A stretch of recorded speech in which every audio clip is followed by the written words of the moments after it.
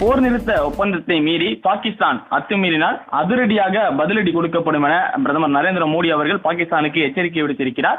எல்லையில் பாகிஸ்தான் மீண்டும் அத்துமீறினால் அதற்கான தக்க பதிலடி கொடுக்கப்படும் எனவும் அவர் சற்று முன் தெரிவித்திருக்கிறார்.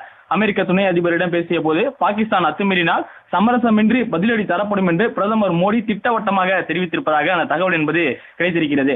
குறிப்பாக நேற்று அமெரிக்க அதிபர் டொனால்டு டிரம்ப் இந்த இரண்டு நாடுகளுக்கு இடையேயான அந்த போர் நிறுத்தம் குறித்தான அந்த அறிவிப்பை வெளியிட்டார். இரண்டு நாடுகளும் போர் நிறுத்தத்திற்கு ஒப்புக்கொண்டிருக்கின்றனர். இரண்டு நாடுகளுக்கும் வாழ்த்துக்களை தெரிவித்திருந்தார்.